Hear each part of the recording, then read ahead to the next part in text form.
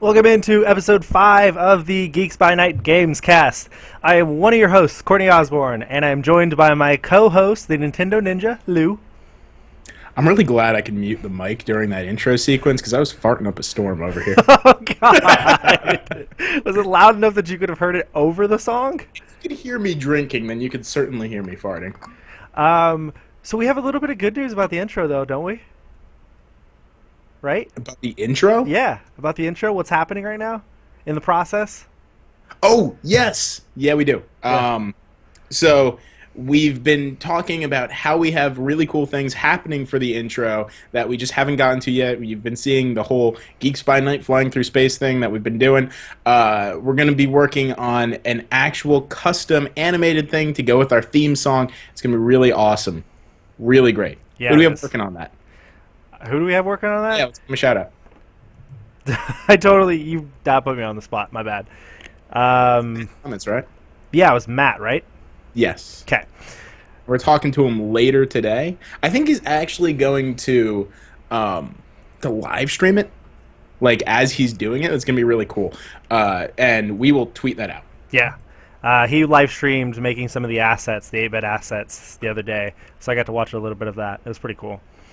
Other than that, before we get into the normal intro here, I wanted to give a quick shout out to the N4G mods and a YouTube commenter. So first of all, we post this podcast on N4G every single week. We have done it for 2 freaking years. And every week we have a topic that it lines the title out. It's a question. Normally it's ambiguous. It doesn't really have an answer. Last week was, what are the best features of PlayStation 3.0 firmware update? We talked about it for like 15 minutes. Yeah. And that was our first news story, and that was just the biggest one, so we chose it to be the title. We've done that all along, never had a problem. For some reason, last week, we got 2 strikes on our N4G post of this podcast, and one of them was, why is this in the Wii U section? No need for PlayStation 4 news in the Wii U section. We put it in every single console section because we talk about every single console in every podcast. Just because the title is PlayStation does not fucking mean it's only PlayStation that week. Some weeks we have Wii U as a topic, some weeks we have Xbox, sometimes we don't even have a specific console as our title. That does not mean we don't talk about everything. So now, in the description, what did we have there? Was it like something... In the description, it says, just like it always does, Courtney and Lou discuss this week's biggest gaming news, like PlayStation 3.0 update, Uncharted 4's release date, Lawbreakers gameplay footage, Star Wars Battlefront beta, and Xbox's new Elite bundle. Nothing specifically on there about Nintendo, but at the same time, it's just like every single week we do this. And yet, for some reason, last week, this one guy decided to say, nope, you're wrong, and he pulled our podcast off of N4G because of it. So I'm super pissed off about that. Second thing, the YouTube commenter I said. YouTube commenter, Gamer Play. You commented, misleading title, fuck your video, just give me what I came for, details about the PS4 update. Go to hell, you motherfucker. This is a podcast about all games, not just one news story. Get the fuck out. I don't want you to listen anymore, so don't listen. All right, let's move on. That was really angry, all of that. Yeah, all well, right. I mean, they're just some idiots on the internet. You know, like, this is a podcast. Really? We talk about everything. If this was just one news story, it wouldn't have all the stuff before it, episode, whatever, the title of the podcast, all that. It would just be the news story. It would be significantly shorter than an hour every single week. It's just, annoying. All right, so let's go into the plugs. So, as every week, all of our links are going to be in the bottom of every video, on every MP3, everywhere you can find the podcast, which is now on Twitch, YouTube, iTunes, Stitcher, TuneIn Radio, Podbean, and it has an RSS feed for your podcast catcher. All of those links are super easy to find. You can find us also on social media. Facebook.com/geeksbynight, Twitter.com/nightlygeeks, nightlygeeks.tumblr.com, and what's new this week, Lou, is our Patreon. I thought you wanted me to say it. I was about to say something. Do you want me to talk about it? Yeah, go ahead. Okay, so we have a Patreon. Let me just copy and paste it, or you could copy and paste it right in here. But we got a Patreon. It's a little different than how we've been running Patreons in the past. Basically, you go on and you could go check out our video. Don't do it right now. You're listening to the podcast. You could do it afterwards. And we're looking for help to keep what we do going. We pay for everything out of pocket. It's totally fine with us to some extent. I mean, we love coming here and doing this, and if we had to pay for it, we would. But we want to bring in some extra support so we can run more giveaways. We already have run one giveaway, and we are a mix of college students and straight out of college students. So, yeah, basically, there's no levels to it. You can support us how much you think you're worth. We're not gonna bar off any kind of content. So, if you think we're worth $1 a month, throw that. If you think we're worth $5 a month, you could do that too. And if you want to support us sometime later in the future, go ahead and do that too. We're not gonna lock you out of anything. Yeah, what Lou said. This has, and more to it. This Patreon was actually ready to go like a month ago. Basically, when we launched, we already had our Patreon ready, but we hadn't recorded a video for it, and we've been trying to do it every single week, and one thing or another came up after another, and finally we got the video recorded this past week, and video put together and put up on it and everything, and so we officially launched it. And did you say where we took the inspiration for ours? I think we took our inspiration from Jim Sterling, right? Yeah. Jimquisition? The Jimquisition. Yeah, we were talking about how we wanted to run it this time, and one thing we both kept coming back to is that we didn't really have any tiers. We didn't have any ideas for tiers. We couldn't think of anything that we wanted to do that we felt would be good enough for money and stuff like that. And so we were in the middle of like a 4-hour meeting. You and I had talked all day about all kinds of Geeks by Night stuff, and you needed to take a break. And actually, while you were taking a dump, you ended up messaging me, and you were like, "Oh my God, I found out what we need to do." And he sent me the Jimquisition Patreon page, and we were like, we both agreed right then and there that it was perfect. That we want to do just. If you want to support us, give us whatever you can. You don't have to. You can take months off. It doesn't really matter. We'll take whatever you think we're worth, whatever you want to support us with. And any help we do get, any money we do get from Patreon is going to be a big help because, like Lou said, we pay for everything out of pocket.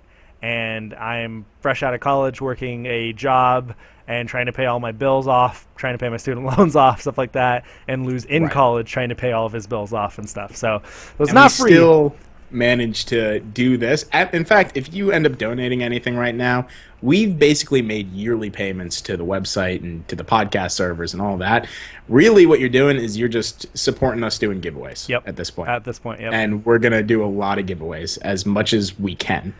Once we have an influx of cash. Yeah. But that's about enough of that. So this podcast normally will be going live on Thursday nights at around 6:30 Central Standard Time or 7:30 Eastern every Thursday evening. After the podcast is streamed through twitch.tv/geeksbynight, it will be uploaded to both YouTube and your favorite podcast service, which we've already mentioned where you could find all of those. So you should be able to find those on Thursday nights after about an hour, 2-3 hours after the Twitch stream ends. Depends on how long the podcast was for how long it'll take to get edited and stuff like that. So, what are you playing this week, Lou? This week I have a whole week off. I've had like 2 weeks off of school at this point.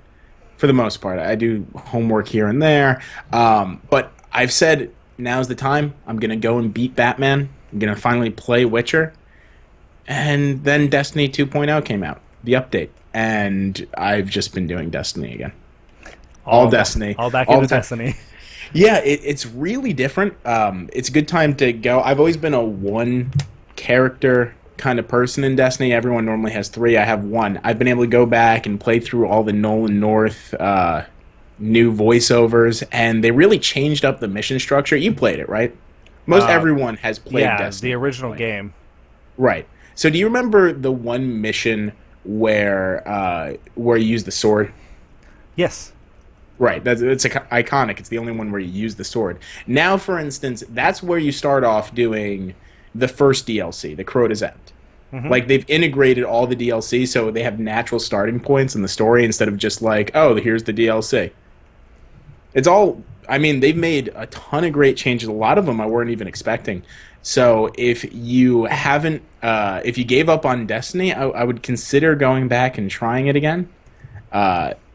But yeah, besides that, I've been doing Zeo Drifter a lot. It's kind of like Mega Man. Yeah, it's a Metroidvania, isn't it? Part Metroidvania, part Mega Man. It's really... And it's like grueling, too. I want to say part Dark Souls, but really that's just an excuse for anyone to say it's hard. It's really difficult because you do not get any life anywhere in the mission until the end. Nice. Yeah, I have it downloaded. I don't know how soon I'll play it. I'm still, like... absolutely head over heels in love with Metal Gear Solid 5. Like, oh my god. I am like 36 hours into the game. Now 25% done. I'm so addicted to it. I have been playing it on my lunch break every day this week. I've come home and as quickly as possible raced home, threw like 2 microwavable burritos into the microwave, ran over here, turn on my PS4, get the game loaded up, bring my burritos over and eat it while I play through some from side ops or finish off a main mission that I'd started the night before and stuff like that. Like, oh my god, I am so in love with that game. It is so much fun. Right. Yeah. So can you do me a favor and explain to me everyone's sudden obsession with that one girl character? Who is it? Silent, Quiet? You're talking about Quiet? Like it's Quiet. Not a sudden obsession with it. I mean, the obsession was there last year when she was announced, or 2 years ago, 2013, I believe. Okay, but like every news article I see with Metal Gear Solid normally has the picture of... You said her name's Quiet? Yeah. Has a picture of her, whether or not it includes her, and also, I mean, I've seen a million stories about her. Yeah, I mean, she's one of the more interesting characters in the entire game. Like, right. I can't explain it without spoiling things, you know? Like, she has powers, and nobody has any idea why, or, like, you know, how she does things, and so, like... as you figure it out through the game, she becomes more and more interesting. Like, wait, what? She does that? How does she do that? You know, like, she's really, really interesting. And it doesn't hurt that she's super fucking hot and that her physical, the model, the girl who plays her, Stephanie, is amazing. Like, she's absolutely gorgeous, and she's got a beautiful voice. She can sing. Right. She sings Quiet's theme song or whatever, and like, so she's a gamer too. So like, it's just really, really cool. But yeah, so right now, people who probably weren't paying as close attention to her early on are becoming obsessed. Sorry. I'm repping Bubba Gump Shrimp. I'll hopefully be finishing up Metal Gear Solid here in the next week and a half, and then I'll be starting Mad Max because I've got it on PS4, and then I'll be starting Super Mario Maker soon too. And you promised me though that you'd try up Destiny again. Yeah, I did. I didn't say on release day, but I said it. I wanted to soon. There's also Soma coming out in 2 weeks, dude. Did you see today's trailer? I didn't see today's trailer. Today or yesterday? Creature trailer? Fucking... Oh, the game looks so creepy. Oh, my God. Okay. Right. We've got some answers over here for our later topic about PlayStation, so I'm going to go ahead and copy those in whenever you start the first news story. Sure. So, without further ado, let's move into the news by night.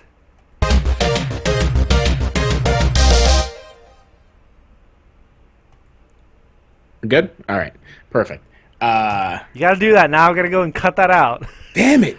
All right. So we were doing Destiny speak right before because our main headline here is going to be Destiny. The Halo composer has just won the Bungie lawsuit over creative control with Bungie's shares.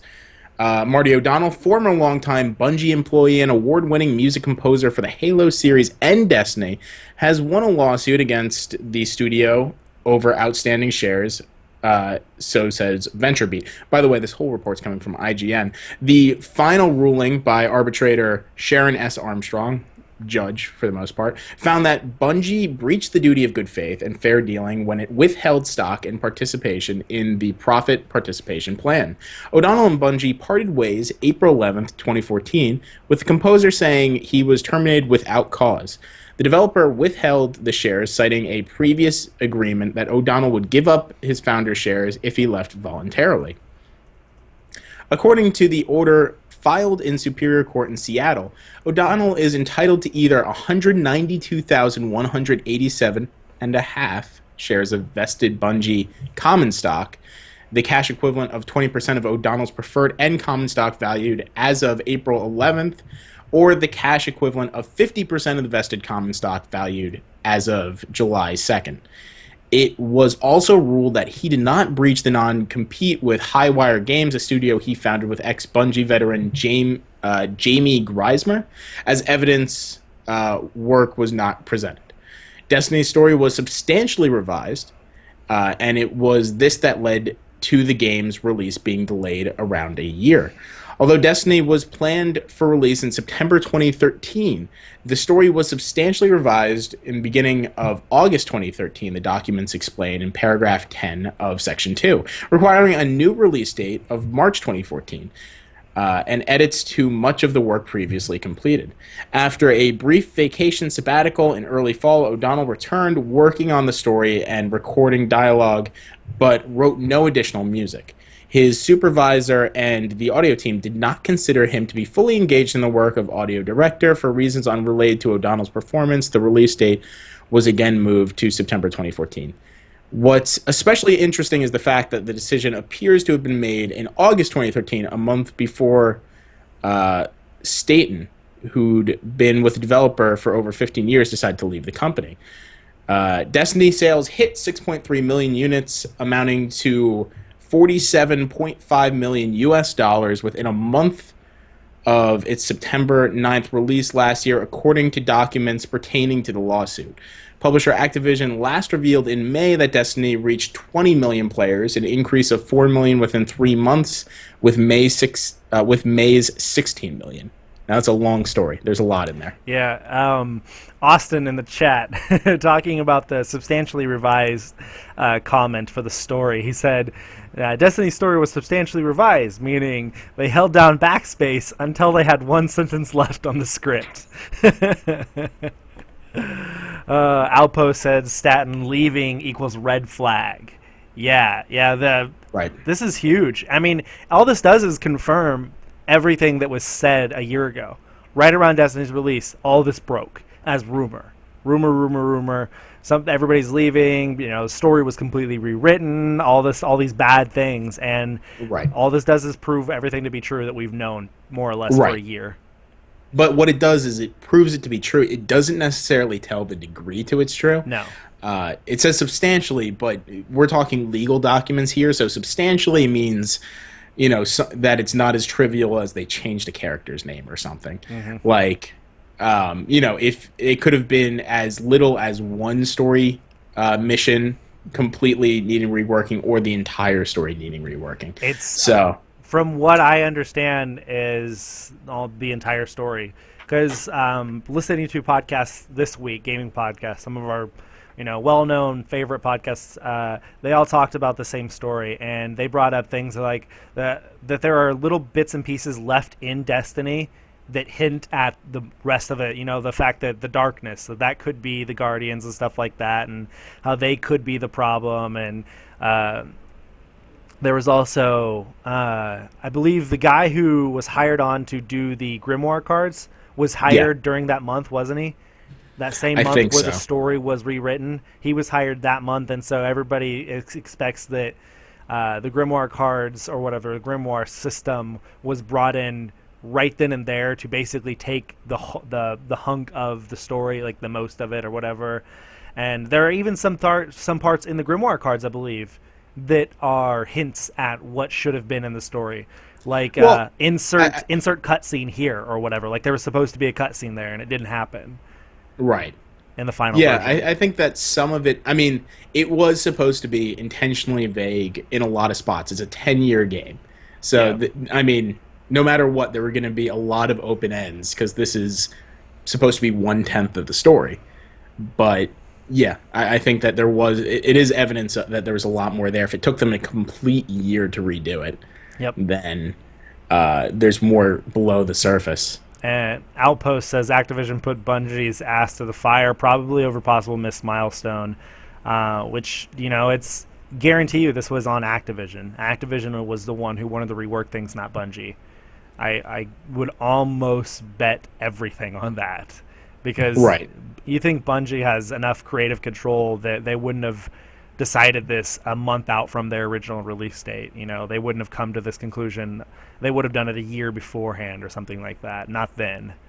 Right. But yeah, this is huge. This is really big. And now O'Donnell, he holds a huge percentage of the company. Or Shares he in the has- company. 20%. Yeah, the huge percentage that he had originally. Yeah. It's just like that's awesome that he's back in there. He's going to get paid, Right. So, would you hold on to the stocks or would you sell them? I would hold on to them. You They're think you still would? worth a lot, and honestly, Destiny's, as big as it was, not as big as it was, but it's still getting a ton of attention. Like, I think part of the reason why we're starting off with this story is because we get more viewers when we talk about Destiny. A lot of people don't like Destiny, but they love hearing Destiny news. A lot of people hate Destiny and still go play it because they like seeing the changes and like complaining about it. Yep. So, yeah, I mean, I'd keep on to it. A lot of people smoke cigarettes even though they hate it. They can't. They Yeah, keep going exactly. back. That's the Right. same kind of thing. Yeah, Bungie stock has never been higher than it is right now. I mean, even during the Right. Halo days, like Destiny is, because it's multi-platform, they are doing very well right now. Very, very well. Outpost says, ditch the stocks. I would wash my hands of the company entirely. Yeah, I mean, that might be a good idea because he did start his own developer. Studio. Yeah, his studio. And so he could use all that money to fund his next project, whatever that is, Right. which may or may not have already been announced, and I'm just ignorant on the fact. No, I don't think, because part of what they said was he had a non-to-compete clause, Oh, so yeah. he can't actually do anything for a couple of years. Well, probably just similar to that, though, you would think. What do you mean? Similar to Destiny. Can't do anything similar to Destiny or Halo. No, can't do anything related to video games. Oh, well, that's bullshit. I think he can get out of that. No, that's a normal contract clause. I mean, I don't know about that. no, I I don't- swear to God, I do don't like. think. Yeah, but that's like saying Kojima, you can't work in anything in video games for 5 years. It's just like it's his field of work, so why can't he not? And maybe Right. maybe he can't come up with an original IP. Maybe they can work on porting something for somebody. Maybe that's different. I don't know. I just feel like that's really really bullshit. Say that you Right. can't do that. Like I get like not being able to use secrets and stuff like that. Like you don't want somebody who was higher up in your company to go and work for a competing one that's already existing. Like an IGN employee going to Game Informer or something like that was like the CEO of one going to be CEO. I don't know. That is, some of those stuff seemed weird. Yeah, it's a very controversial clause, but one that's found in nearly every like really professional contract. Okay. So, according to Kotaku, Metal Gear Solid 5: The Phantom Pain has shipped over 3 million copies worldwide, matching Metal Gear Solid 4. A Metal Gear Solid 5: The Phantom Pain ad has appeared on several Japanese websites, publicizing a worldwide shipment milestone of over 3 million copies for Hideo Kojima. Recently released Labor of Love. The Japanese lettering on the ad reads, cumulative worldwide shipments, 3 million copies, breakthrough. That's definitely a great initial result for the game, and the appropriate reward for all the work and love that went into bringing Metal Gear Solid 5 to our screens. Considering the timing of the ad and the fact that Konami did not have the time to restock retailers yet, that number should actually indicate day one shipments. It's perfectly in line with the performance of Metal Gear Solid 4 Guns of the Patriots that also shipped over 3 million copies worldwide at release. All right. So that's pretty good news.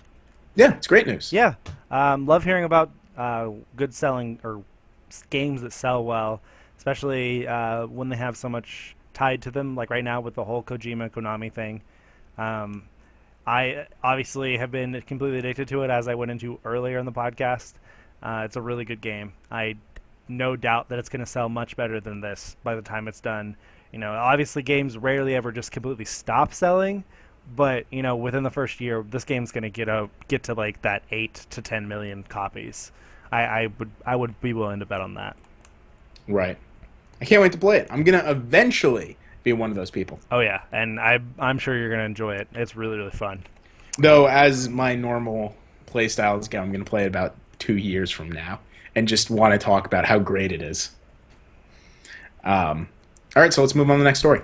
This story is so funny because this one honestly should have been your story now after your Apple problems. It should. All right, story number 3. Per Kotaku, Apple's so-called gaming console is a major bust. That Fuck is you, Apple. very subjective, but more or less true. Okay, so could a new Apple device, one linked to the television, shake up the market for game consoles? Posited by the New York Times earlier this week. The idea no longer seems ridiculous to many people in the games business. If the idea didn't seem ridiculous 2 days ago, it certainly does today, which was yesterday. After a disappointing display in which Apple showed off a micro console that's more likely to dominate the Ouya than any PlayStation or Xbox.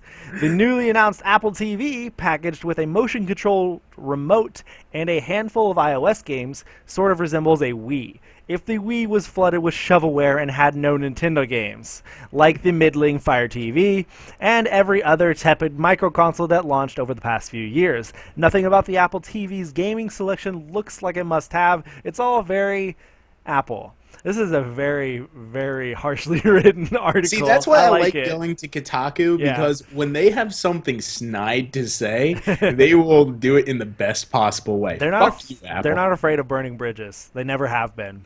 No. And then again, they are the same people who work from Gawker and Jezebel and Yeah. all those other people. Yep. In a brief presentation that occupied roughly 5 minutes of their 2-hour show yesterday, Apple showed off 2 games, the iOS port Crossy Road, now with multiplayer, and a new Harmonix exclusive called Beat Sports that looks straight out of 2006. Grassy Road is an amusing take on Frogger, and Beat Sports could be fun, but neither is a system seller, and all of the games Apple later announced on their website fall more into the category of silly diversion than must-play experience. Apple has never cared enough about gaming to put an end to clones, let alone to develop a cultivate the type of system sellers that gaming platforms need to attract any serious user base in today's oversaturated video game landscape. The iPhone and iPad are full of great games, mostly by accident. Oh, God. That's a great line. Directly after the gaming session, Apple spent an equal amount of time advertising for the shopping app Guilt, which tells you all you need to know about their priorities when it comes to gaming. Far from the game-focused juggernaut that tech blogs have been hyping, the Apple TV is instead what we all should have expected, a cool media device that might also play a few games but certainly won't replace our PS4s or even our iPads. Damn. That was a very, very negative article. I like it. That was awesome. Yeah. It sums up exactly what I thought about it too. It's just like, what the fuck is this? Like, Right. just putting my phone games on my TV. So the reason why I had Mac problems was they were trying to silence us. They didn't want us to read this story. Yeah, they cut us off before we got there. All right. So, yeah, I don't expect to get it. Like how I would never get an Amazon Fire TV, whatnot. Yeah, they have a lot to do to convince anyone, I think, to buy this. Agreed. All right, so let's go on to the next story. Going to go and give it an intro? Sure. This is from Polygon. At least that's who we're grabbing the video from. There's going to be a small video with sound. The sound's the important part, so if you're listening to the podcast, Video's not going to play. The sound is going to play. Okay, perfect. So the sound is going to play. Yep. The title is called Who Voiced It Better, North or Dinklage? Yep. So here we go. We may want to move back. That was obviously Peter Dinklage. We may want to move back. And that's Nolan North.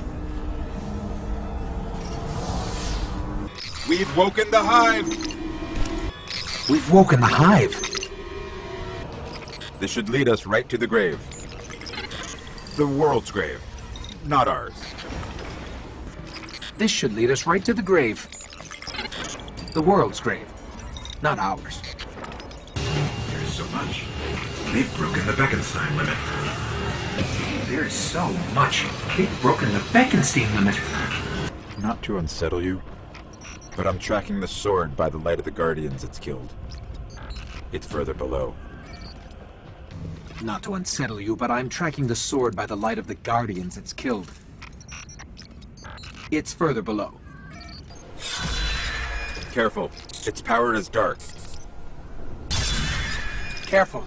Its power is dark. Okay, that's all we're going to play of it.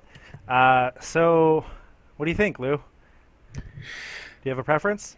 I want to hear your opinion first. I'm someone who's played Destiny more hours than they're willing to admit, and I think I might have biases because of it. So I want to hear what you think of it.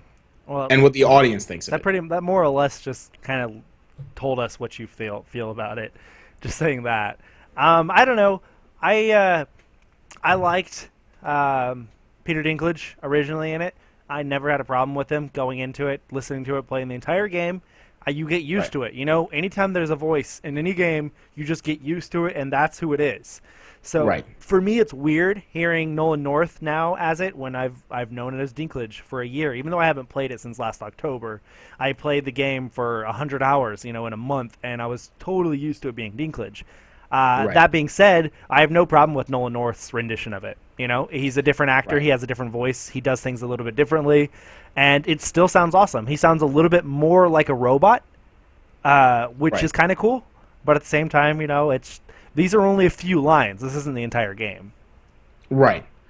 Outpost says, I like Dinklage, but he still sounds like he's phoning it in. That was the complaint that a lot of people had with Dinklage, and half of probably what prompted this. The other half was Dinklage costs more and he's less available because he's a very popular actor. Oh, yeah.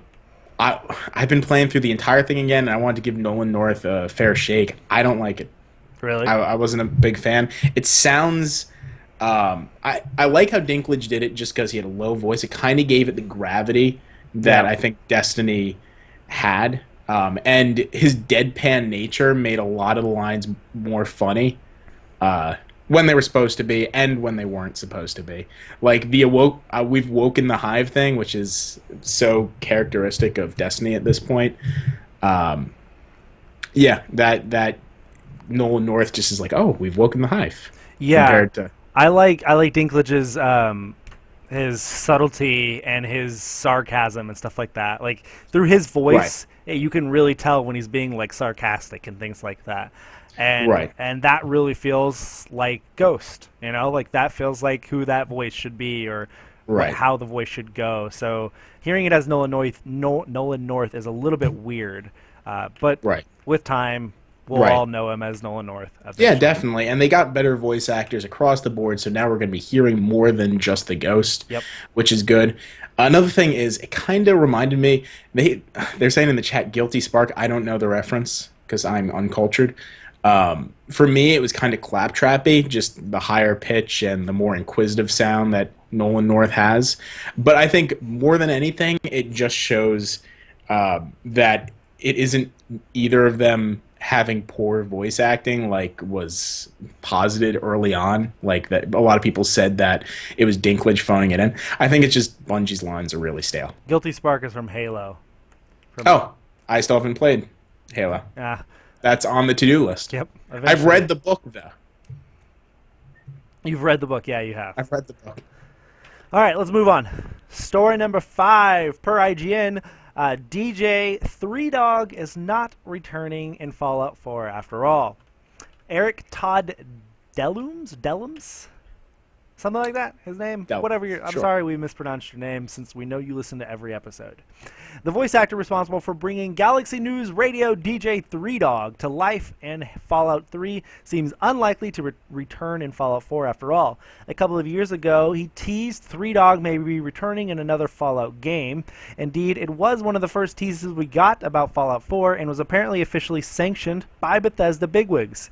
Now, however, it seems that the decision has been made not to include Three Dog in Fallout 4.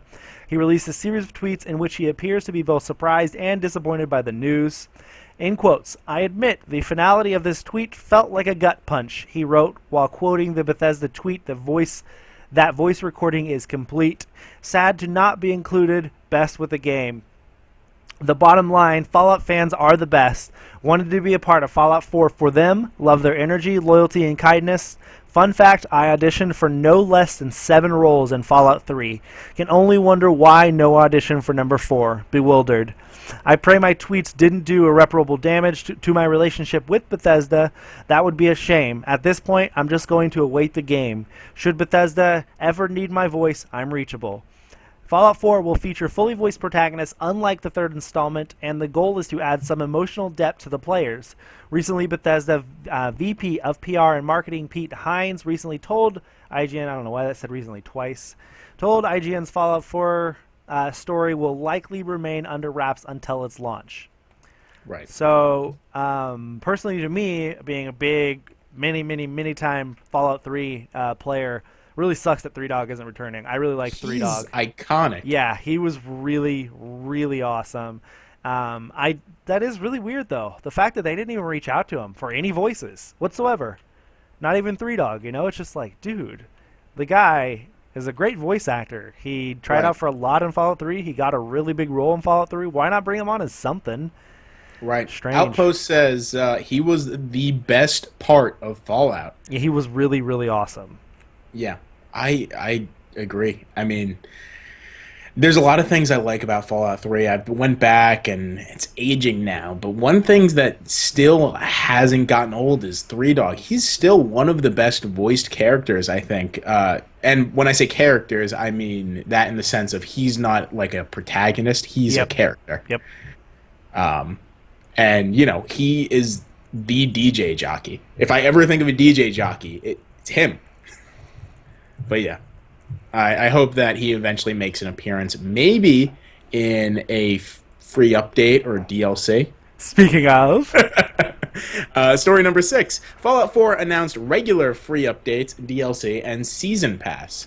Bethesda has announced Fallout 4 will be getting a Season Pass with DLC following early next year. A new blog post from the company dives into what the company plans to do following the launch of the upcoming game, and also touches on regular updates and confirms mods will be available to PS4 after PC and Xbox One. First up, the game will be getting regular free updates that come with not just fixes, but new features. The post cites examples like Skyrim's mounted combat, legendary mode, kill cams, visual enhancements, and more, with fan input playing a key role in deciding what's created. As for paid DLC, the studio doesn't know what it is yet, but a $30 season pass will apparently net you all of it. It'll start rolling out early next year, and the post explains, based on what we did for Oblivion, Fallout 3, and Skyrim, we know that it'll be worth at least $40, and if we do more, we'll get it all within the Season Pass.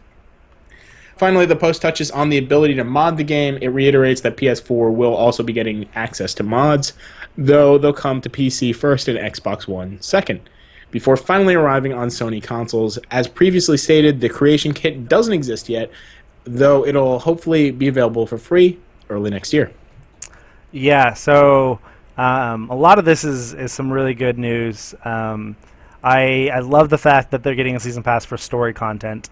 $30 is not a lot when you look at Bethesda's history of story DLC. When you go back to games like Skyrim and Fallout 3 and New Vegas and stuff, like those things had DLC packs that were like $15 per story DLC, and it was like there were like 4 or 5 of them, you know, and so like that's worth like an entire second game. But $30 for the entire thing here, that's good. And this also actually brings up another entirely different point that we don't have on our stories.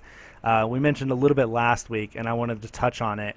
And since Outpost is actually in the chat right now, he has something to do with this story right here. Last week, there was the announcement of Uncharted getting its first ever story DLC and paid story DLC, and people kind of freaked out about it. People have been very negative about it, and I ended up tweeting about it and said, wait, people are upset that Naughty Dog is making story DLC for Uncharted 4. Are you guys fucking crazy? And Nick replied with, I think the outrage is more over the fact that it should already be in the game and not behind a paywall of sorts. And I said, I think that argument is stupid. It's not tied to the main game story and is going to be a side story, as many games do. Some developers do it right. Like The Last of Us Left Behind was done amazing, and I'm glad it came out 6 to 7 months later as DLC. And he realized that that's not what I wasn't talking about main story stuff. And he was like, oh, I assumed you were talking about main story stuff. It's not if it's not essential to the story, then shrugs. And I was like, yeah, I would agree, and I would be on the same boat as you if it was main story DLC, that it should be in the main game. You don't finish the game or you don't put out story stuff like tied to the main story later. Like that is bullshit. So along with this, I know there's a negative reaction to season passes and story DLC all the time, but in this case, I don't understand why people are angry about this again. This is the same kind of thing. Like, this is side story stuff. It's not tied to the main storyline, and you can either pay for them separately if you want, for however much they're going to charge it, or you can pay for $30. Like I don't get it. You're going to get it cheaper by getting a season pass. Right. And he's still on his book thing.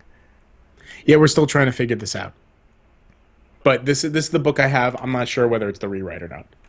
I'm showing it to the camera, so if you're he's seen it by now. Podcast, you don't need to hold it up there for like 2 minutes. It's way prettier than my face. It is pretty. Pretty. So yeah, I will look into it, but I understand what you're saying now. That there's been a rewrite.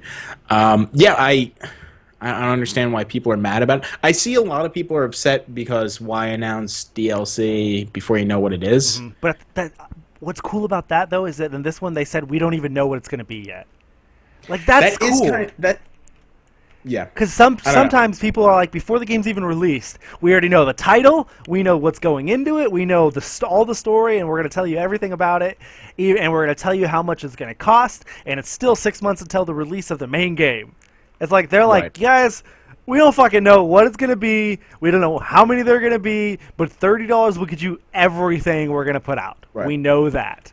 Like, that's kind of cool. That's one of those almost Witcher-like Rockstar moments, you know? Yeah, I don't know. I kind of see it. I don't think a lot of people... Oh, well, Rockstar. Sorry, I thought you meant Rocksteady. Because a lot of people were upset about Rocksteady doing the same exact thing. Yeah, well, but Rocksteady also was different in the fact that the price for that, how much it was going to be included in it, and the fact that they didn't say anything about anything. Like, they were charging so much money for costumes and racetracks and skins for your Batmobile and stuff like that. And everyone's like, right. I don't want any of that. Right. But it all... water under the bridge now. Who cares? Another part of this whole release that I found really interesting was the fact that they reiterated on the PlayStation 4 getting mod support for the game.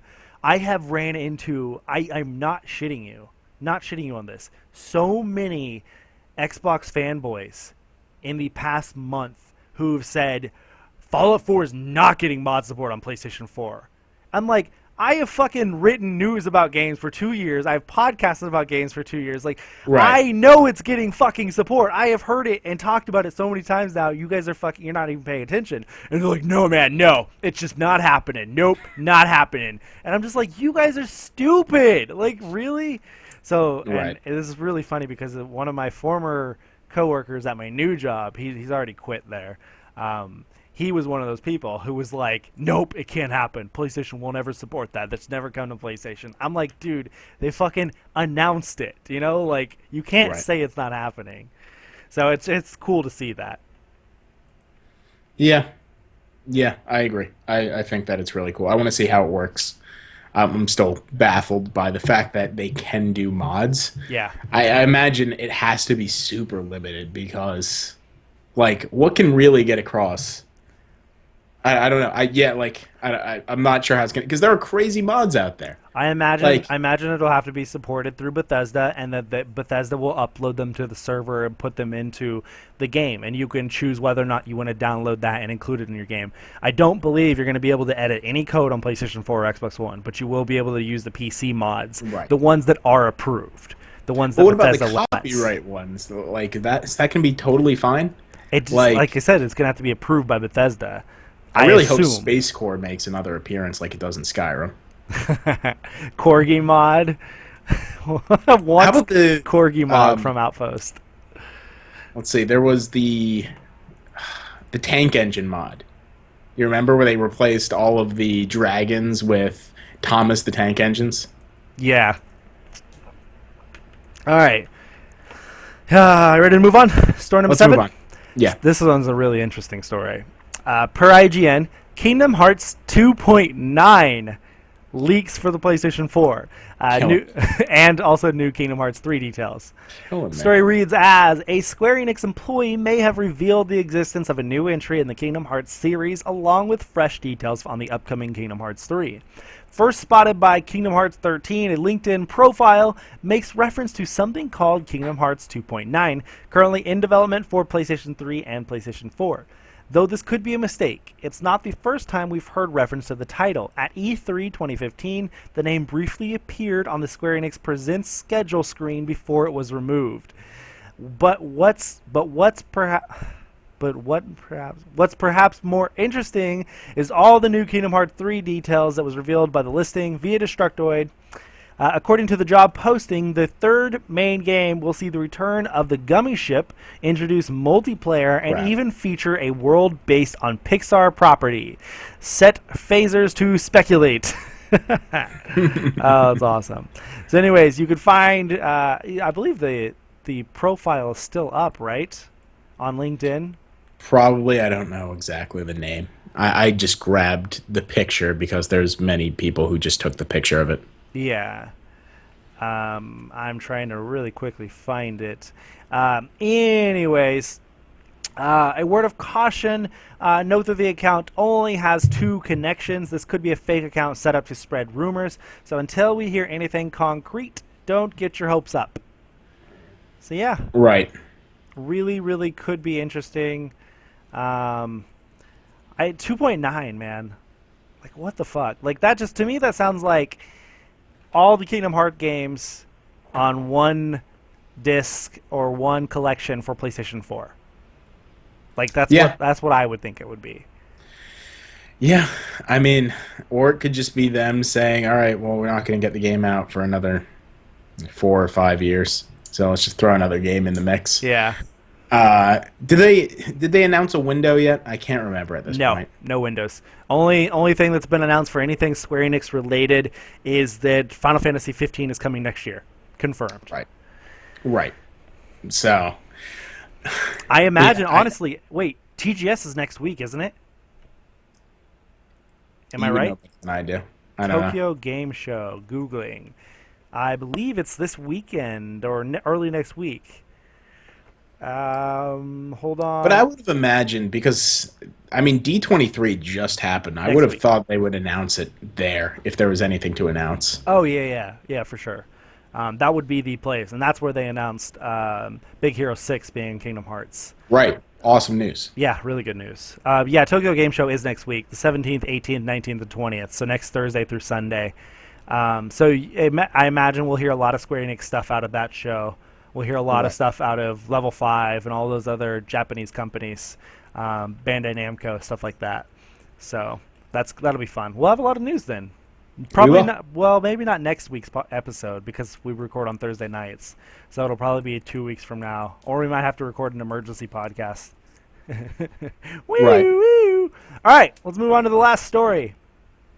All right, last story. According to IGN, Shovel Knight: Plague of Shadows release date has been revealed. Shovel Knight's free add-on, Plague of Shadows, will launch on September 17th a week from today. According to Yacht Club Games blog, all of the games platforms in all regions will receive the update. The only requirement for Plague of Shadows is that you have to have completed the original game or a special code provided by the studio in case players switch platforms.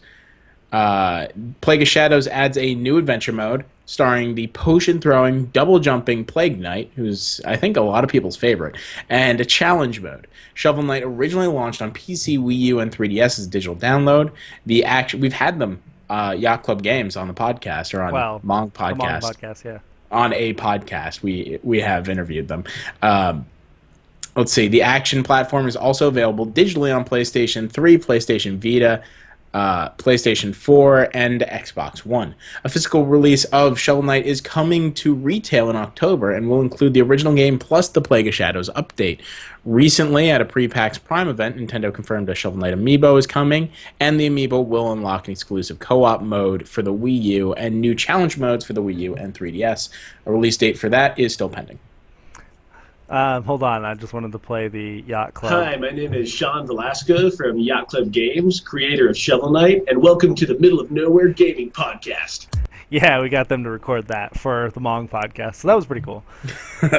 Yeah, I mean, we've known about DLC coming soon, so it's nice to finally have a release date. It is nice, yeah, even though I still haven't beat the original game. Yeah, we got to go back. I beat it. I beat it on one console. I want to beat it on all of them. It's hard. And I want to go back and I want to play it with Battletoads. It's really hard. I'm not good at old games, other than Mario. That's about it. All right, so that wraps up the news by night.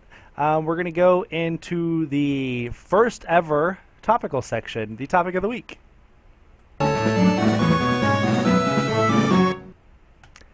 And this week's topic of the week, and obviously this is a rotating segment, so it's not going to be every week. We're not going to have a topic every week. But so this week's topic that we're going to be going into is PlayStation's birthday. Yay! Yesterday, PlayStation officially turned 20 years old. Awesome. It's 1 year away from being able to drink. Yeah. Are you going to feed your PlayStation some vodka next year or some beer? I'm just going to find my original PlayStation and just shove absinthe into it. So yesterday marked 20 years of PlayStation, and Sony is celebrating with various sales, releases, and videos at the PlayStation blog. First off, the console maker released an unboxing video for the original PlayStation, which first landed on shelves on September 9th, 1995. Usually unboxing videos show off new or upcoming gadgets or toys. This one taps into our collective nostalgia. PlayStation is also running a 20th anniversary sale, including lots of games on PlayStation 4, PlayStation 3, PlayStation Vita, and even PSP. You could check out those sales at a link that I will post in the chat in just a second. And if you're listening to the audio version later, I'm very sorry, but you can find it. It's really easy. Go to the PlayStation Store. There's a bunch of other stuff, like a free theme for PlayStation 4, trivia at the PlayStation blog, and of course the PlayStation 4 20th anniversary gamepad and headset, which look pretty cool. Unfortunately, there's no word on a re-release of the even cooler 20th edition retro PlayStation 4. So, what we wanted to go into is, it was a random idea I had yesterday. Let's talk a little bit about our favorite PlayStation games of all time and our favorite PlayStation memories. Now, we're saying PlayStation exclusive or developed by or like produced by PlayStation? I'd say exclusively on PlayStation. For your favorite PlayStation game of all time that you can only find it on PlayStation. It doesn't have to be. It could be Final Fantasy VII. Well, that's PC, but still. It wasn't PC at the time. Yeah, it wasn't for a long time. Yeah. So I went ahead and submitted this as a post throughout Facebook and stuff, and got some responses from it. And we also have our own personal responses, so I'll let you think about it for a second while I read off some of these responses, Lou. Okay. Our first response came from Jake, who is actually in the chat right now. He sent us an email, which took it like fucking 15 minutes to originally receive after he sent it. He said, I guess this is a memory, not a game. So we're going to skip his, then we're going to go on. We'll come back to that when we get to the memories. So let's go. Favorite PlayStation game of all time. Outpost said, I am newer to PlayStation, so my all-time favorite is probably Uncharted 2. That scene with the train and the helicopter was amazing, and then Jake agreed and said it was phenomenal. Yeah, that was an awesome scene.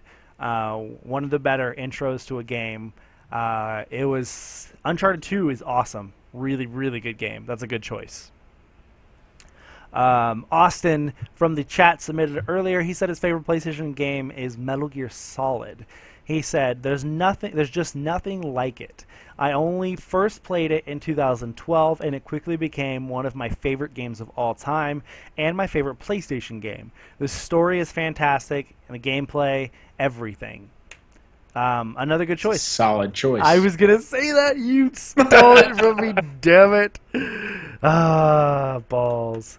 Okay, right. So what is your favorite PlayStation game of all time? My favorite and first PlayStation game. Nothing's ever topped it. Ape Escape. Ape Escape. Love Ape Escape. I love Ape Escape, and it's not that great of a game, but I don't know. I still haven't played a game like it other than Ape Escape 2, which I guess still counts. But I think that one did it the best out of all of them, and I'd love a revival. Interesting. Yeah, I never got into Ape Escape. All my friends had it, and for some reason, it always just sounded stupid to me. It is stupid. As a kid, I was just like, that sounds dumb. I don't want to play that. So I never got into it. Just never once looked into it. I was too busy with Crash and Spyro. And I think it's about to storm. I can hear thunder. So, anyways, my favorite PlayStation game of all time is super easy. Everybody can guess it. Everybody knows me way too well from this podcast. The Last of Us. It's plain and simple. It's not only my favorite PlayStation game of all time, it's my favorite game of all time. And I will argue to the end of time that it is the best game of all time also, not only my favorite.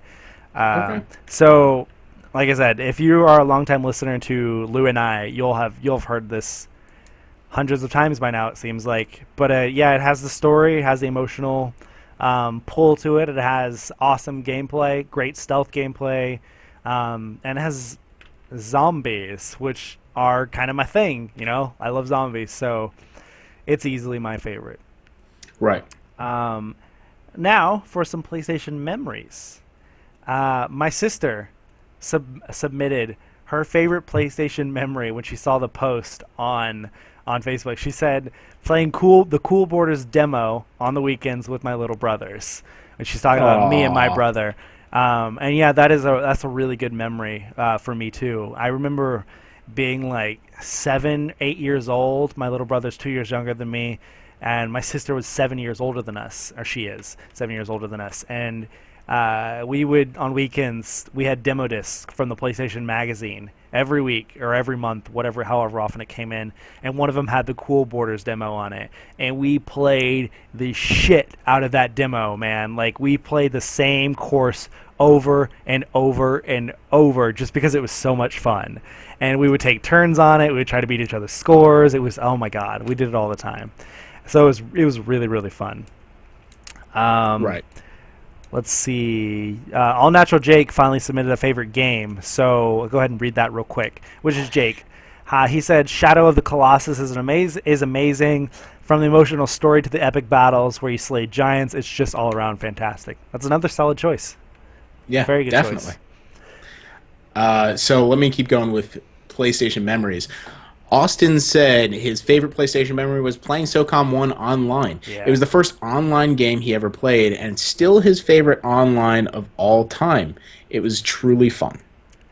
Yeah, I remember playing SOCOM online also. I loved that game so much. It was not my first online game. Halo 2 was my first online game, but playing SOCOM online was super fun. I just remember playing the original, like the story of SOCOM, where you got to use the fucking headphones and you could tell Alpha and Bravo teams to do different things. I felt so badass, like I was really at war. I'm like, oh, Alpha team to point whatever, you know, and oh, it was so cool, so cool. Yeah. Go ahead with the next one. Yeah, sure. Outpost says PT. and then the immediate takeaway of said ET, if you deleted it, that was pretty memorable.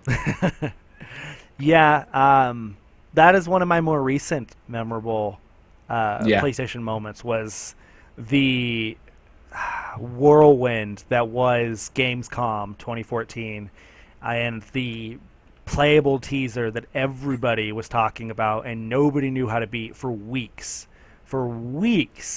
And it was insane. It was insane. Such a firestorm that game had. It was cool. It was really cool. Yeah. The Void says his favorite. Oh, sorry to interrupt you. No, go ahead. He says his favorite PlayStation game by far, and the best game ever, is Project Diva F. And Project Diva X is coming out for the PS4, so that'll probably take its place. All right. So, what's your favorite PlayStation memory, Lou? Can I do a couple? I'm actually on a podcast, Sure. so I think I can do one or two. Yeah. Let me think. My top PlayStation memory for myself was when I played Final Fantasy VII for the first time. I think that was the first mature game that I'd ever played. Yep. Intricate. It was really, I think, my first RPG or game that lasted more than 10 hours. I found it really difficult, of course, because I was maybe 12 years old. So I decided the best thing to do was to go to GameFAQs and print out the entire FAQ, which for a Final Fantasy game was something like 1,000 pages long. Yeah. So my parents ran a complete toner and I had to hide it somewhere in my room, but I did have 1,000-page guide from GameFAQs just sitting in my room that I was flipping through.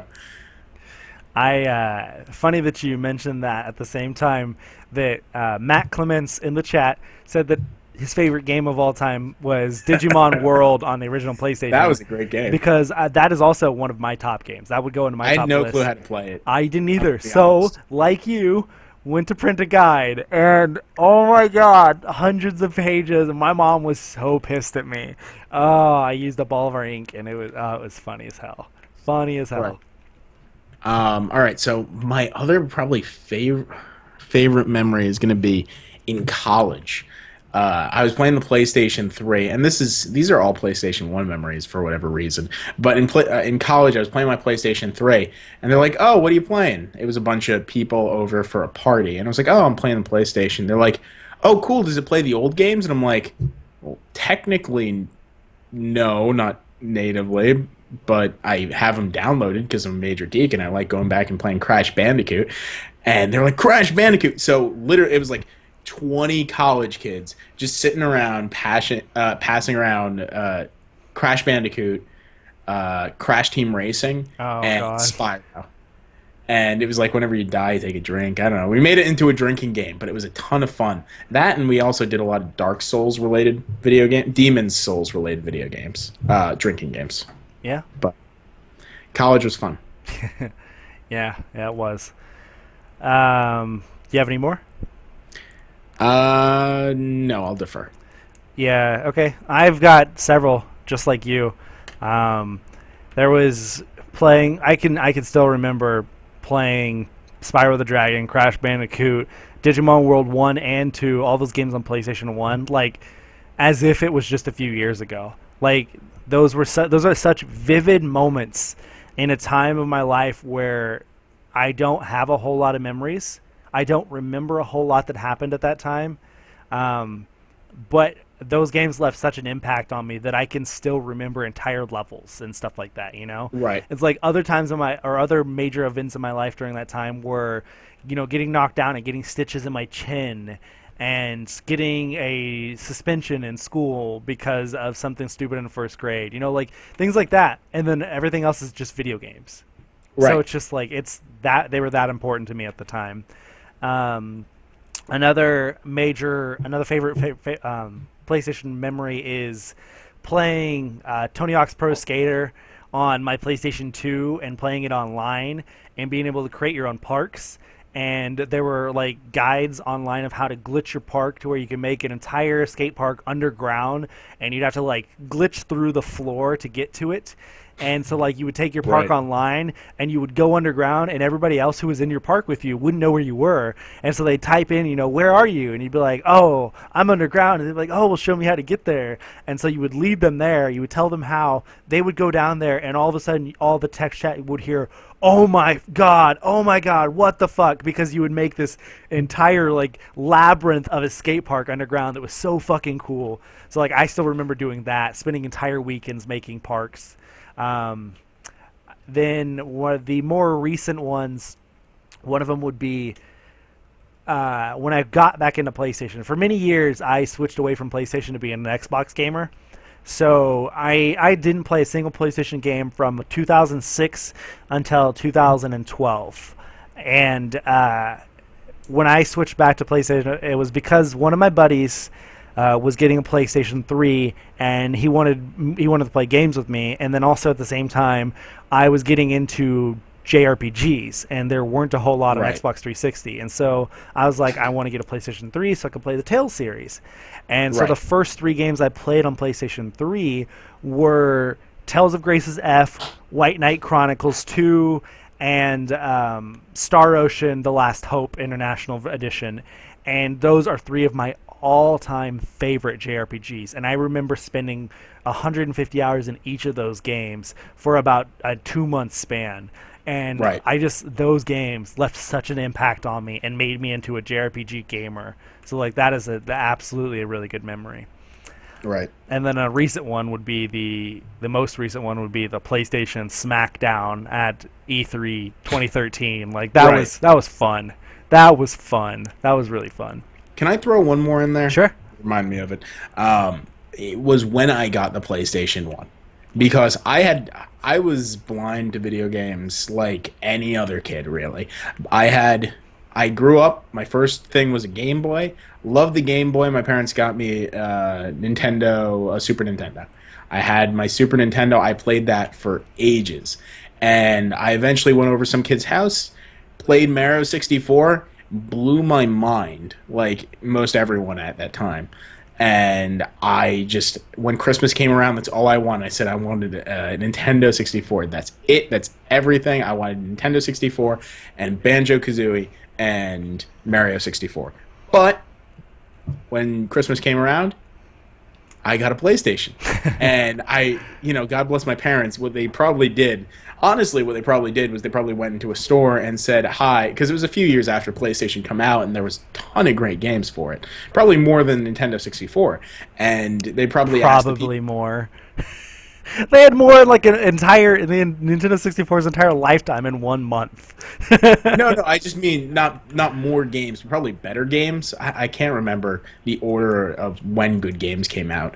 But anyway, they probably went in and said, we want, again, Nintendo 64, and whoever was working at GameStop, EB Games, whatever was nearby me at the time, probably said, oh, well, you can get that, but there's this other games. It's a little more expensive, but there's a lot of greater games.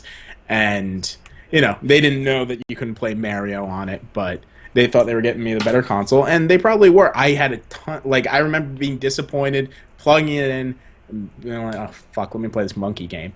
And that is still my favorite game to this day. Not my favorite game, my favorite PlayStation game. PlayStation exclusive game. I gotta keep quantifying this. Oh, man. Do we have any more memories in the... Jake said he was blown away when he first heard spoken dialogue in a Final Fantasy game. He said it was the greatest moment ever. Tanner said that Spider-Man on the PlayStation 2 was his favorite PlayStation game of all time. Came out in 2002 and was based on the first Spider-Man movie. That was a good game. I played that. Right. Oh, man. So, do we want to move into the threesome? We skipping listener questions? Oh, no, we're doing listener questions. All right, let's go to listener questions.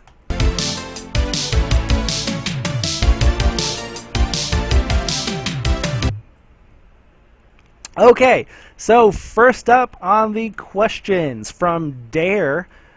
I think that's how you pronounce that name. D-A-I-R-E? Dare? So the question is, what are your thoughts on the PlayStation Vita and the current state of its marketing? Non-existent. Yeah. Before answering it, you can always ask us questions. If you choose to at any point during the week, you can email us at contact@geeksbynight.com. Super easy to do. We love getting questions. We're still going through some questions we had a few weeks ago. But yeah, thoughts on the PlayStation Vita? Goddamn, love the handheld. Love it, man. I love it so much. But PlayStation seems more or less to have given up on it. Which is There was a story this week, I think. interesting because the PlayStation just recently announced a colored PlayStation Vita. Like, there's a blue one coming to the U.S. I think there's like 4 colors coming to Japan, but there's a blue PlayStation Vita coming to us. Right. There was a story how I think Sony Asia basically said, or an exec from Sony Asia said that PlayStation Vita's dead. But it's a great system, and it's still being supported like crazy by everyone but PlayStation, who unfortunately controls the advertising for it. So you don't really find it anywhere anymore. You get really cheap Groupon deals for it. I almost bought it with a Groupon gift card just to have an extra one. And I mentioned it on an earlier podcast that you can't even go out and buy a charging cable anymore. Whether it's GameStop or whether it's, I called up Sony and they said we don't make charging cables anymore, proprietary charging cables anymore for PlayStation Vita. So you have to buy from some Mad Catz third party. Yep. Whoever. Really strange. From the chat, we got a question from Outpost, and he asked, when are you going to start the Lou and Courtney Halo 1 co-op live stream or Let's Play? Or KOTOR 1? You just had to throw that in at the end there. Right. Yeah, we wanted to start this back in freaking July, and like I said, things just kept coming up, and so it's still in the plans. Hopefully, we have a lot of games coming up very, very soon. Yeah. So if we're being completely honest, you might not see it until January, but if we get a free moment, we'll try and do it just for you. Yeah, I mean, that was some loud thunder. I don't know if you can hear that. Hopefully we'll be able to spare an hour or two a week or something and record some. That would be nice to get a start on it, even if it is just a little bit at a time. I'd love to do that because I really do want to play through the old Halo games before going into Halo 5, which is only a month and a half away. Right. Then we got a question from Matt Clements, and he said, will you guys have an online game night or stream with your audience at any point? We more or less do every single night of the week. I play... We just don't invite you. Well, it's not that we don't invite. We just don't put the invite out there. We can start doing that. Josh and I, who is known by Got It Made 43 in the chat, Josh and I play... we've played Call of Duty in the past. We play Rocket League all the time. And anytime anybody in the stream is like, hey, can I join you? We're like, yeah, jump in, join our team. So you can ask... God, I forget. There's been several people who typically watch us every night who have joined Josh and I play Rocket League.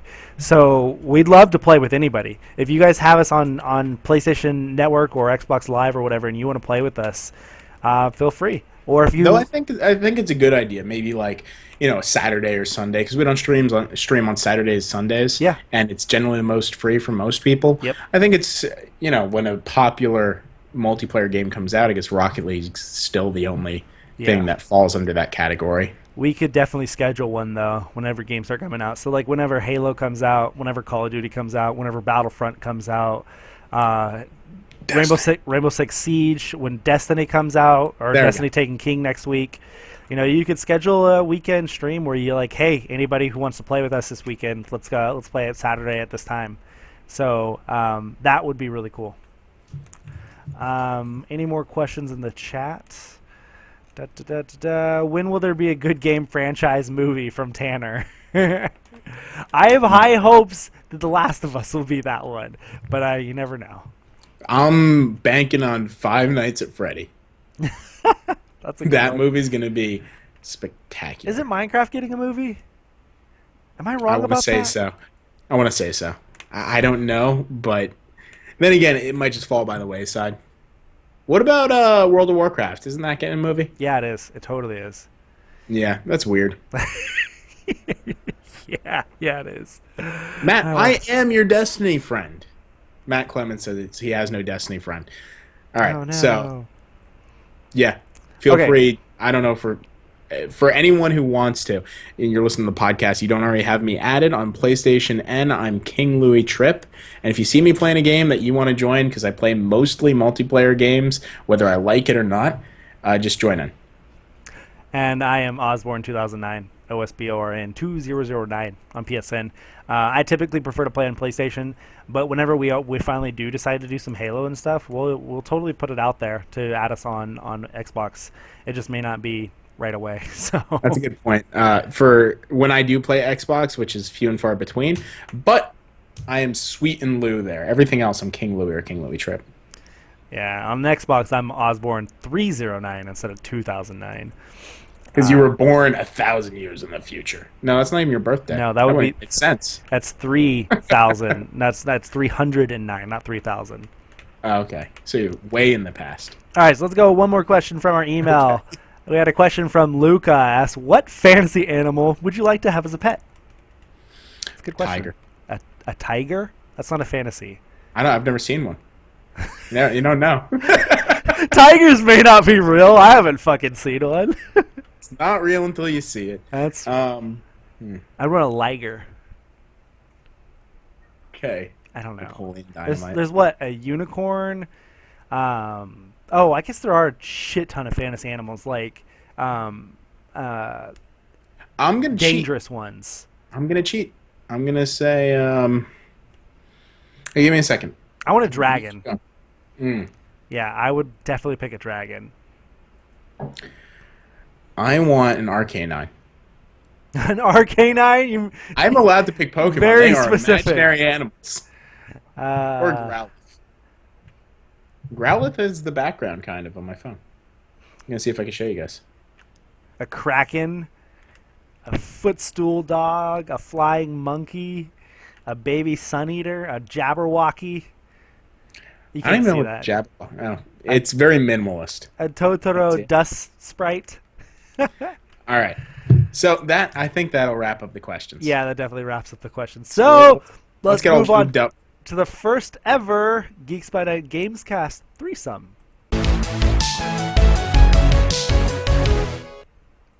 Okay, so the threesome. We do this every single week on the Geeks by Night anime podcast, which is what we do is you pick something that has to do with video games, and you have to only pick 3 of them. So, like, example would be pick 3 male characters from video games you would want as best friends. Something like that. And you'd have to pick 3 characters from any game you want to be your best friends. Or 3 female characters you would like to date. Or, Right. Anything like that. But since this week is specifically PlayStation themed because of PlayStation's birthday, we decided to make it about PlayStation. And so it's very simply, if you could only play 3 PlayStation games for the rest of your life, what 3 would they be? Now, we got to quantify this again. Are we saying PlayStation exclusive games or PlayStation console exclusive games? That's the same thing. PlayStation console. No, PlayStation. because there are some PlayStation games that are PC PlayStation, and there are some that are across everything PlayStation, Xbox. Okay, well then that doesn't make it any more easier to So tell. could I? PlayStation put exclusive games. Rocket League is one of them. Yes. All right, so it counts if it's on PC. Yes. Okay, perfect. What are All they? right. So if I have to play it for the rest of my life, I'm gonna go with let's do one at a time because I have to still. We go 3, 2, 1 on the anime podcast, so we can totally All do right. that. Final Fantasy, the MMORPG one. So 11 or no, 11 wasn't on PlayStation, was it? Realm Reborn. Realm Reborn. So 14. Okay, that's a good one. Good choice. My number 3 would be Ni no Kuni.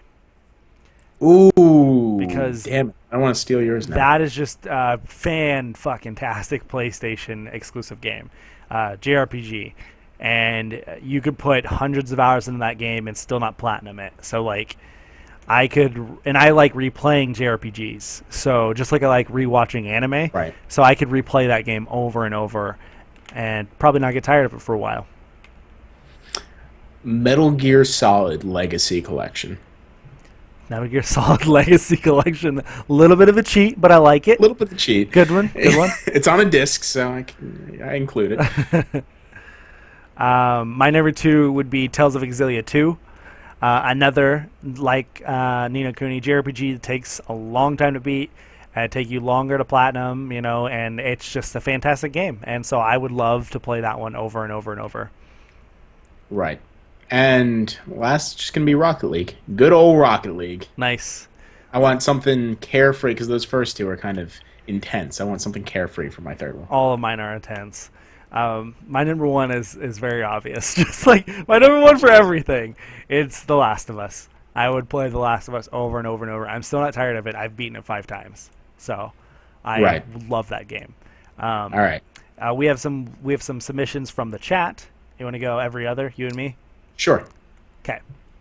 So I'll read Outpost. Outpost 31 says Uncharted 2, God of War, and Dark Souls. Solid choices. Yeah. Matt Clements says The Last of Us, Bushido Blade, and Bloodborne. Also all great. Yeah. Very good. Tanner, who is new to PlayStation, said Infamous Second Son, The Last of Us.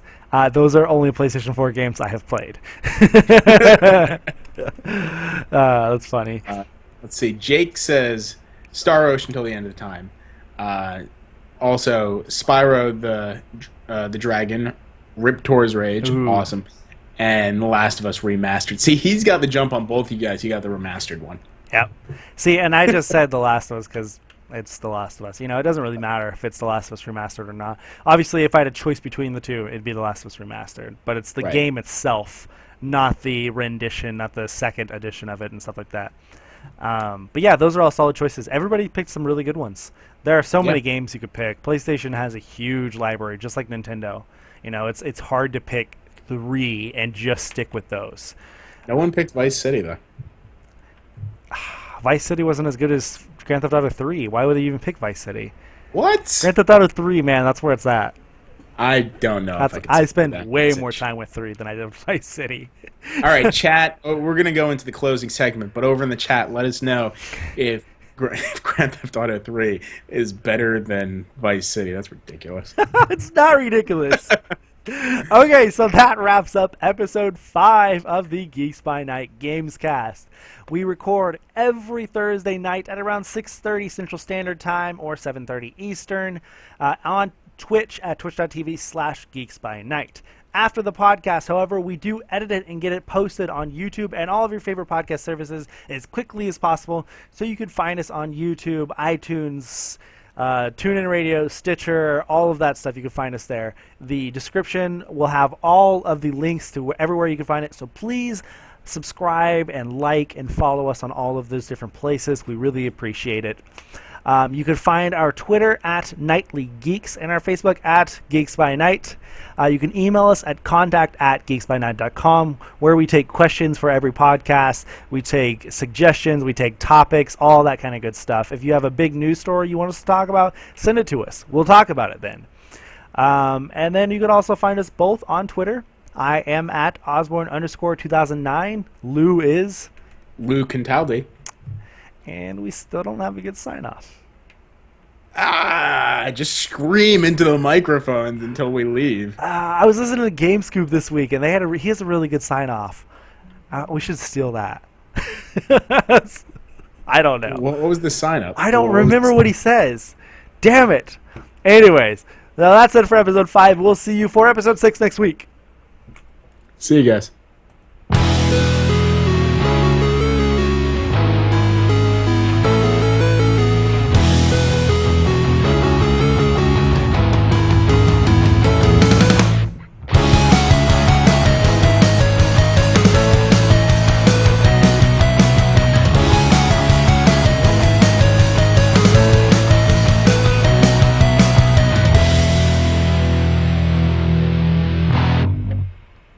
Let's move on to story number 2, which you also claim. Your video paused. Connection problem.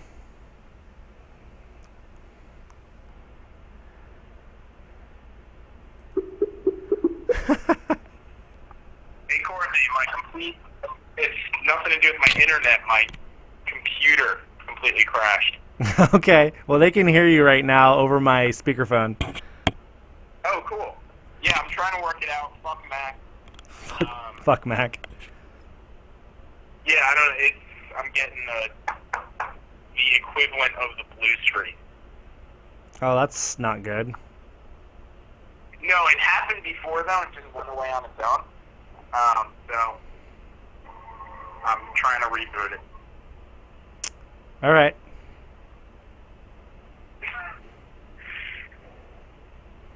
So how you doing, audience? Outpost said, "Yep, we can hear you," and Tanner said, "Hi, Lou." LOL. God, it's like every week's a disaster on my end. Yeah, you've been bringing the podcast down lately, Lou. We're gonna have to replace you. Thinking about maybe picking up Jake or Tanner, maybe Outpost. Seriously. Oh, I should put I'm gonna put the bathroom break sign up. Probably a good idea.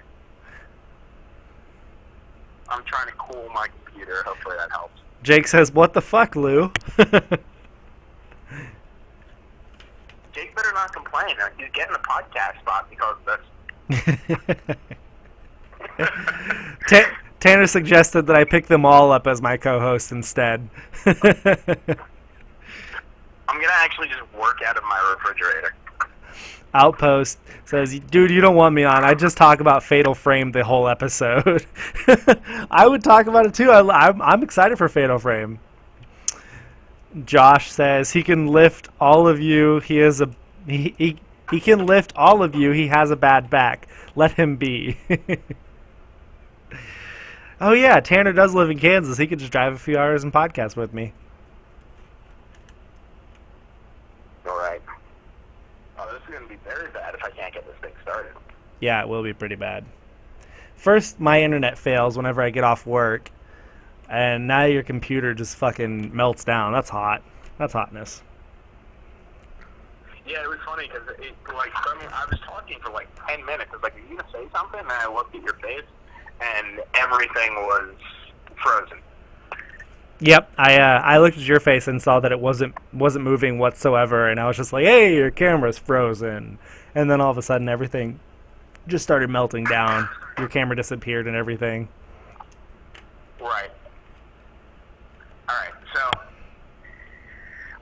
can you just talk to everyone for a little bit? I'm gonna Google up what I have to do here. Is it still not working? No, it's still it's not blue screening, but it's the closest thing to it. Okay. All right, I'll give you a call in a minute or so. Okay.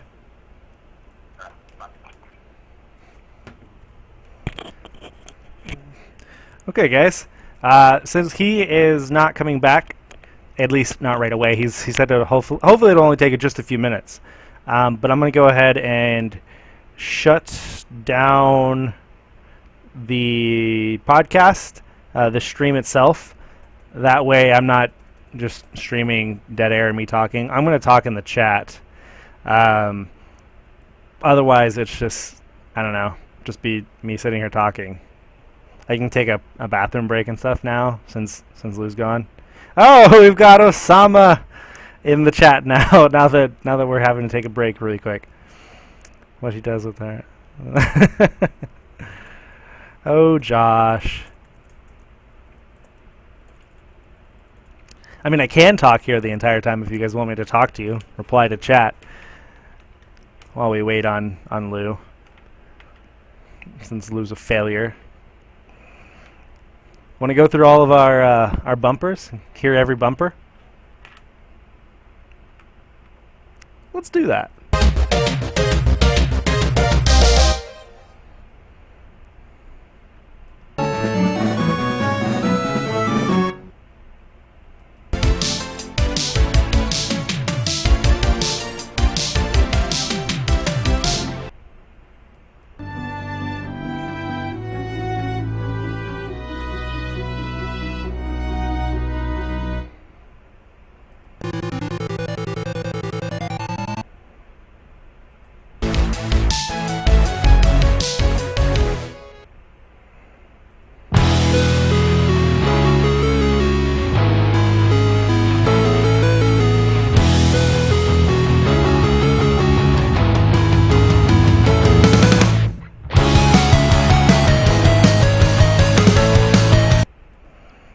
you're back. Good news. Good news. It's starting up now. Hey, there we go. There's no bad news. Bad news is it's not started up yet, but it's working. The issue, for those of you who don't know how malfunctioning Macs work, it couldn't find the startup disk. Really? The computer could not find the disk to boot from. I don't fucking get it. Huh. Interesting. So, Use English. so you're going to be back in about a minute or so? Let's see. Yeah, I should be back soon. Huh. I just showed off all of our bumpers, and immediately got some reactions to the threesome bumper. Josh said, "LOL, the GBN threesome won. You two and a fairy, apparently." We're beautiful. Yes. Oh, yes. Wait, All right. what the hell is Osama talking about? The only way you can get it right away with a lot more fun, if I was a great way of saying it, would mean so happy to you. Yin yang to get you, yay for me. I was a great day for a few years back on track with a new song. What the fuck is that? Alright, so now we're starting again. We're loading up. Everything's okay. We're going to go a bit longer than usual this podcast. And hopefully we'll edit all this. Oh my fucking lord. Oh yeah, this is totally going to be edited out. I may add it in after the podcast, after the outro, but this is not going in the middle of the podcast. Yeah. Alright, well, I refreshed from my startup disk and I still have a link. So What? now I'm just waiting. I'm waiting it out. Seeing what happens. Is it almost booted? Boot it. Boot it up. Ah! Take that, Apple. Son of a bitch. Alright, now it's just loading. Loading. Open Skype. Open the notes. Good to go. We'll get this ready. Fuck Steve Jobs. Hope he's burning in hell. You say fuck Steve Jobs. All his fault is shitty iPad. You know what? This is actually sabotage based on what our next story is going to be. What'd you say? Sorry, I was trying to read some of it in chat. It's actually just corporate sabotage because of one of our stories coming up. Oh, that's got to be it. That's what it is. Outpost, old-timey voice. Our reporter, live on the scene. Lou, how's it going? All right, call me. All right, here we go.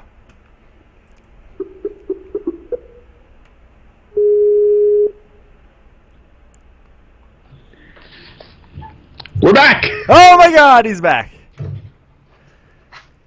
All right, good. So I'm going to work on reloading everything that I had open. Okay, your camera's a little bit aimed down compared to what it was. There we go. There you go. Gotta see my beautiful face. That's it. Thanks everyone for staying. We still have 6 people in here. I think that's a little astounding. Yeah, no shit. They just stayed in the chat. They convinced me to stay on. I was like, I'll just shut it down for a little bit and be back. And All right, should we retweet? Sure. Just say, our problems are fixed. Lou, stop being a fuckhead. Ah, Twat Lou face. appears. I'll go ahead and tweet out from the Geeks by Night account. You get everything loaded up. All right, no, everything's loaded. Am I the next story too? Yep. I am. I was I'm just actually gonna in go the straight in. I was actually in the process of saying, Lou, what's next or next story? So you can go All right. ahead and start.